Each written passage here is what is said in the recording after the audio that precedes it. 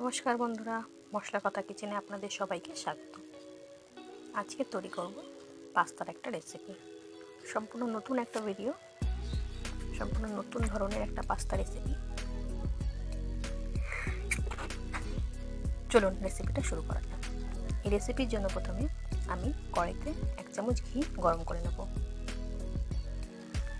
এবার এই ঘিতে আমি একটু কাজু কিশমিশ একটু ভেজে নিচ্ছি।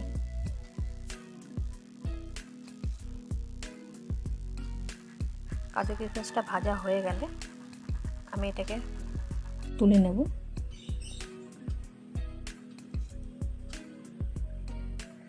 তুলে নিয়ে কড়াইতে দিয়ে দেবো আরও 1 চামচ ঘি।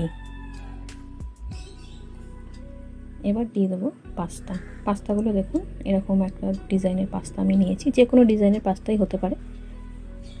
তো আমি এই পাস্তাটাকে আমি ঘিয়ে ভালো করে ভেজে নেব। এটা লাল লাল করে একটু ভেজে নিতে হবে। দেখুন হয়ে গেছে। এবার পাস্তাটাকে আমি তুলে নেব।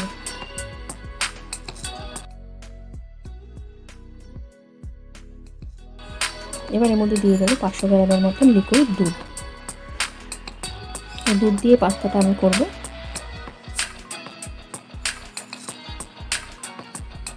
দুধটা ভালো করে জাল দিয়ে নিতে হবে।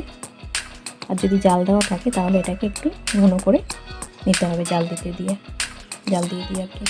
যাই হোক, দুধটা ফুটে উঠেছে। এবার আমি দিয়ে দেবো এর মধ্যে ভেজে রাখা পাস্তাগুলো।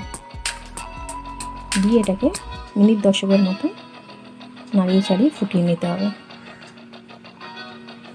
মাঝে মাঝে একটু নাড়িয়ে দিতে হবে, না হলে নিচে লেগে যেতে পারে। পাস্তাটা সেদ্ধ হয়ে এসেছে। দুধে এটা ফুলে বড় বড় হয়ে গেছে অনেকটা। এবার এর মধ্যে দিয়ে দেবো 1 কাপের মতো চিনি।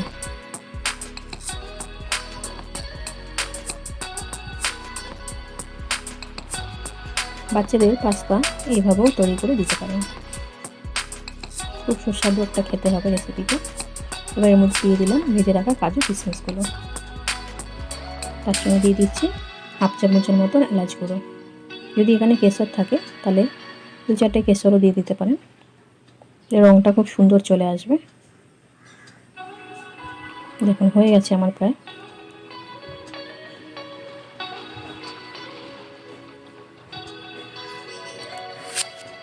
এবার একটু দেখে নেব পাস্তাটা সেদ্ধ হয়েছে নাকি। দেখুন খুন্তি দিয়ে কেটে দেখাচ্ছি, পাস্তাটা খুব ভালো মতন সেদ্ধ হয়ে গেছে।